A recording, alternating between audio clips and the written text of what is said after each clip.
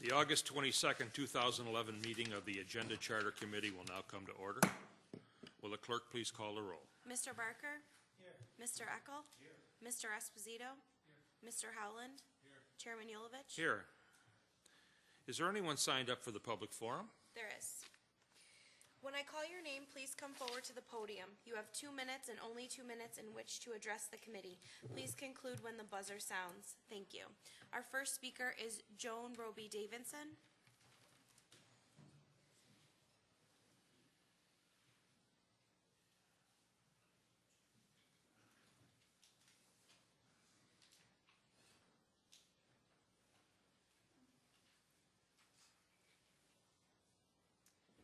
Hi, thank you for the opportunity to speak. My name is Joan Roby Davison, and for more than 12 years, I administered home repair grant programs in the city of Rochester, and prior to that worked with senior citizens who in many cases needed home repairs to be done as well. I'd like to speak in support of, and I'm going to mangle the name of the legislation, but the Home Improvement Contractors Registry. It's an issue that if you are looking for a contractor, I will say that the vast majority, probably 98 or 99% of them, are perhaps completely ethical and competent. But if you are looking for a contractor, it is difficult to find a reliable list of who those contractors might be.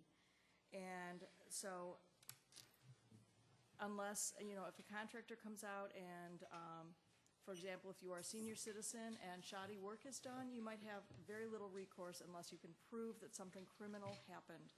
The Better Contractors Bureau and the Better Business Bureau, I believe, do their best to maintain lists, but I've gone through some of those lists, and on those lists, on the websites, are contractors who are not allowed to do work on federal grants within the city of Rochester. So I think that there's a need for one centralized registry or listing of contractors to make it simpler for homeowners, especially the elderly and low income who might have fewer resources. The other issue is that most people who are attempting to hire a contractor may not be aware of all of the requirements that a contractor should be complying with, and the registry, I think, would enforce that workers' comp insurance needs to be paid, that liability insurance needs to be carried.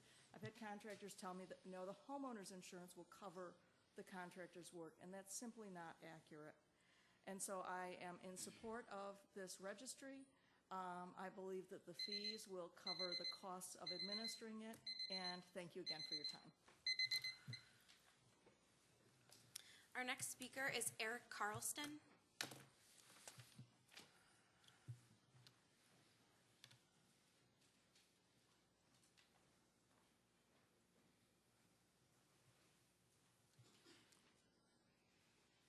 Good evening. I appreciate the Chamber's opportunity to speak and address this issue of Legislator Kayla's proposal titled the Home Improvement Consumer Protection Act.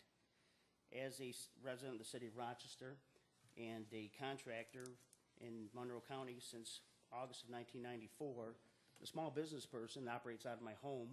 I am absolutely 100% against this proposal.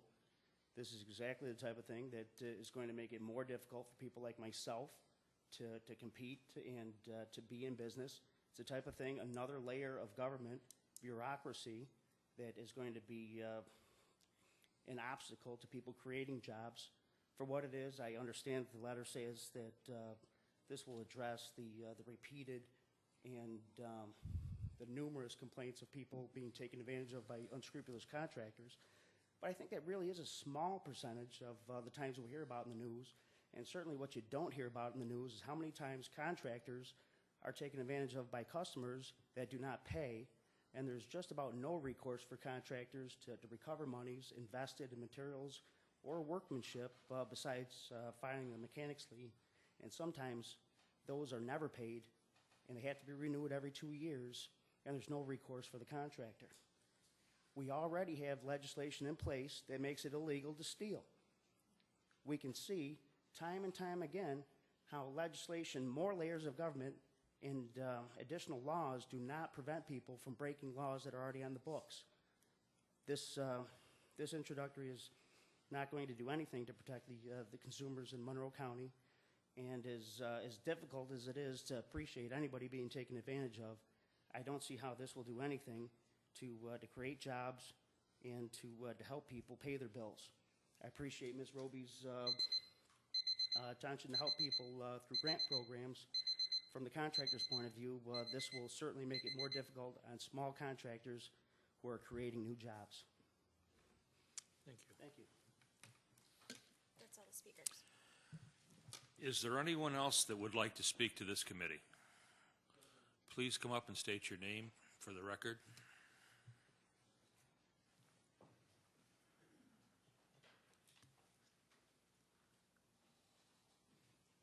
My name is Peter Matthews, and I represent Matthews House Movers, which has been moving buildings in Rochester since the 1860s. And I'm also here to speak out against this proposal, and the reason is very similar to what that gentleman said. I won't repeat what he said, but those things are all true.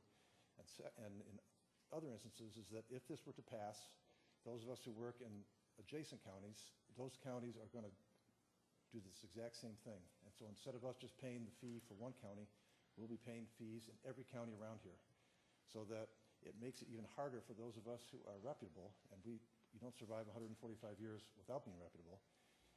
Makes it even harder to compete with the people who come in, do a little bit of work, change their name, do something else, come from out of state and then do something else. We already have enough overhead and costs, and the reason these people come from other places to work here is because they know we have that overhead and costs. And so they say, hey, I'll do your job for less because I don't have that overhead and costs, which is true, they don't. And this won't make it better for us, it'll make it worse because our overhead will be higher and they won't do it. They will come in and say, they'll come in and do one job and leave. And if they're not willing to pay taxes or pay insurance, they're certainly not going to be willing to sign up and pay for another fee and another regimen of paperwork. So that by the time I filled out the paperwork for Monroe County and Wayne County and Livingston County and Ontario County and all these counties around that I do work in, I'll be spending a couple $1,000s more for no benefit for the homeowner. And I want fraud to be stopped. There are mechanisms to say, if you do a lousy job, or there are ways to do that, but we're not even enforcing those laws. So, and this will just make it harder for those of us who try to do it right and make it easier for those who don't. Thank you very much. Thank you. Is there anyone else present who would like to speak to this topic? Hearing none, the next item on the agenda is the approval of minutes. You have the June 27th, 2011 minutes before you. They will stand approved unless the clerk is notified of any changes by the end of the day. Next item is new business. Madam Clerk. Referral 11-197 to protect homeowners and contractors from unscrupulous activity. Moved by Legislator Eckel, seconded by Legislator Esposito. I see the author of the referral is here. Ms. Cayley, would you like to speak to your referral? Please do. Thank you, Mr. Chairman, for the opportunity to speak to the Home Improvement Consumer Protection Act. And I'd like to thank the people that came in today to speak to this referral. I appreciate what they have said, and we'll certainly remember the points that were brought up, and some of them were worth looking at. I am proud to be supporting what I consider to be an important piece of legislation that can serve the citizens of Monroe County on multiple levels: taxpayer protection, business consistency, and knowledge, as well as a modest revenue for Monroe County. The idea of a contractor's registry is not a new idea and has been in place in other forward-thinking counties in New York State, Suffolk and Nassau County, to be correct. The first and foremost, when I speak about multiple levels, the first and foremost needed level of improved services to the taxpayers, citizens throughout Monroe County. Contractor fraud or poor workmanship is not reserved for the city alone, but weaves through every district. Each year, over 800 to 900 reports of home improvement, fraud, or poor workmanship and hidden costs come to the Better Contractors Bureau. And homeowners are left with a job poorly done, not finished, or in case of a first-hand knowledge, victims of out-and-out fraud of over $100,000. The proposed contractors registry will not supplant the decision of which contractor to hire, and that's not the intent of this referral. But it will offer a listing of Monroe County contractors who have complied, given all information required, paid and obtained a license to do home improvement work in Monroe County, and all knowing that if a problem arises, that there are measures of which they can obtain resolution. This is not a web-based subscription service that might charge for review, and while people have asked me with regards to these services, they do their best to filter out errors, but not always do the best by a contractor who is being malaligned. The next level of service is to the contractors themselves, and I realize that this is contrary to the two speakers this evening, but I would ask them to consider. This is not meant to be oppressive. The fee is reasonable. The guidelines are there for small business owners or a new owner to utilize and assure customers that they are not fly-by-night and will not head off to another county overnight. Anecdotally, the NEHB Research Center, a non-for-profit subsidiary of the National Association of Home Builders, investigated how to reduce builders' premiums for general liability insurance, finding that some insurance companies are focusing on reforms within the building industry, and I realize we're talking home improvement here, but they are similar industries, to lessen their risk exposure. One issue identified was an industry-wide need for consistency in home building practices that would yield high quality and new construction results. While this is in regards to new homes, the same can be said for home improvement practices and the effect of poor practice on a final product that also needs to be considered for safety as well as satisfaction. There will be a consistent process that contractors and homeowners will be able to adhere to protect both parties from loss. Starting out a new business, they will have tools to create good contracts, estimates, and plans for customers. And equally important, the business of which we are leery of will be squeezed out of the Monroe County area. When we talk about businesses that come in to do with poor practices, they rarely do one job and leave. They do multiple jobs and then leave. Thirdly, the revenue to the county through the biennial registration will pay for the administration of the program. Any action against a company would be payable to the County of Monroe, as well as investigative fees. For all those companies that do good business, this is not a hardship and it would not be a problem.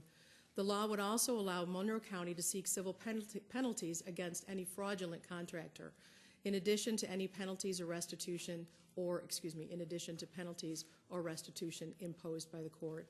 If contractors violate the law, they would have their registration revoked or temporarily suspended, prohibiting them from conducting business in Monroe County.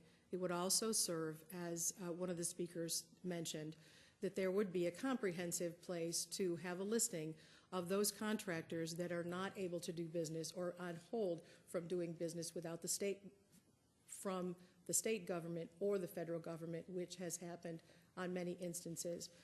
A contractor will engage in business practices to the point where they no longer can hide what they're doing wrong, and they've lost the ability to do business within Monroe County.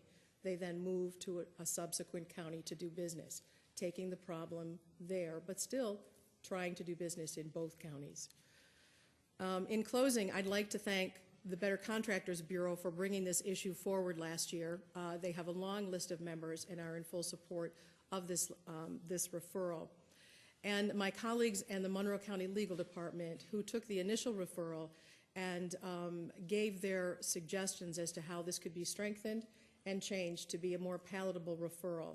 This takes the level of violations from criminal to civil, but still maintaining a level of oversight that would have teeth. Thank you. Thank you, Legislator Keeley. You certainly, the referral that you've written certainly has some validity, but it has huge financial ramifications as far as I can tell.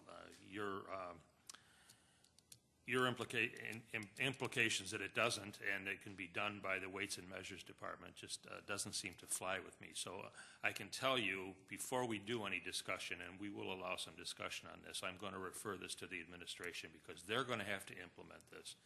And it's not something that I think that we can just arbitrarily send on to the full legislature without having a full review of the financial implications of it. So if at this time there are any questions, I will allow those, but I am going to refer this to the administration. Legislator Eckel. Thank you, Mr. Chairman. I don't really have questions so much as some comments to go along with it, if that's all right with you. Please. Thank you. I've lived in Monroe County for 10 years now, and owned a house in Monroe County for 10 years now. One of the first things we came upon in this house is that we needed a new roof. My wife and I are educated people. We did our due diligence in searching out contractors, finding contractors, getting quotes from many contractors, looking up these contractors from what we could find at that point, and chose what we thought was a very good contractor at a good price. 2 years later, we had to find another contractor to replace the entire roof. It was all done incorrectly. We had absolutely no recourse. There was nothing we could do. We tried suing this guy. You know, he ran off to Florida. But his DBAs are still doing business in Monroe County. An amazing thing. It boggles my mind when I see their signs up, still, under a different company name, but the same name nonetheless. Look it up. It's a DBA, yet another DBA. It is, he showed us insurance. Turns out that was fraudulent. He hadn't paid his workman's comp insurance for years. Years. He owed hundreds of thousands of dollars to the state. He owed hundreds of thousands of dollars to every contractor supplier in the area. But we had no way of getting our money back. We re-roofed our house twice. The second contractor came in. We did even more thorough research on him. But his first thing to say to us was, why don't you have a registry? Why don't we? Why don't we have some way of showing any consumer that this person is okay to work in Monroe County? We have many other things. This is a website that's been found about hazards of hiring unlicensed contractors. This is in Monroe County. Plenty of other people have come to me. I've gotten numerous emails from people saying, you really need to do something to make sure that we, the consumer, is protected. We hear it on the news. I understand completely that there are many, many, many good contractors out there, and there are one or two bad apples. It's not that I think all contractors are bad. But even the ones that we thought were good turned out to be the bad apple in the barrel. If we can find some way of registering them, so somebody, a consumer, can look and say, oh, do you have your Monroe County license? Are you licensed to work in Monroe County? And they can say, yes, here's my license, here it is. That would give them one level for the consumer to have less worry. This isn't about going after all the contractors. The fee is $200, right? My roof costs $15,000 per time. So out of $30,000, I think $200 from each contractor is not a huge amount to ask. It gives the homeowner teeth, the ability to go and say, look, I've been defrauded, and have some teeth. The fines would allow, for people who do this, would allow the county to run this. And again, I have to say, 99.99% of area contractors are good, honest, hardworking folk. The gentlemen that came up here, even to speak out against it, are good, honest, hardworking folk. But it's those bad apples that give them the bad name that we're trying to weed out here, that we're trying to find so they won't do it, so they don't run off to Florida or do whatever when they defraud people. And any violators found will be required, it says here in the legislation, will be required to pay the cost of the investigation by the county. So the money does come back to the county. It's not that we're flying out here and saying, oh, the county can cover it because we've got some people in weights and measures. No, the contractors who violate this law are the ones that pay the fines, are the ones that will pay. The Better Contractors Bureau came to us, came to Ms. Cayley and said, we need this. The Better Contractors Bureau, who has a registry of their own, but said that we need something here. I think we need to listen. There have been too many people that I've spoken to, too many contractors that I've spoken to who are very much in favor of this law, who've said, I have spent so much time cleaning up work of one or two bad contractors that I'm very tired of it. I want to do my own good work and not be a cleanup guy for somebody else with a big business and a flashy sign. Thank you. Thank you for your input. Legislator Esposito. Thank you, Mr. Chairman. I'd like to recognize and thank Legislator Cayley for bringing to us a very thoughtful proposal on an important issue to protect citizens in Monroe County. And I know she has tried to introduce this many times before, and her persistence going forward to make it a better proposal, I think, is something to be commended. And so I'd like to say thank you again. I think Steve's last point is an important one to make, and that is this proposal and having government oversee a registry is the suggestion of the Better Contractors Bureau and how to make their industry better. So I hope that we consider that as we go forward. This isn't an idea just to be penal to people, a small number of people who might do shoddy work that we want to get rid of. This is a thoughtful, comprehensive way that other governments have already instituted to make the contracting and home improvement industry better. So I'd like to make that statement and make that note because I think that's something we should keep in our minds.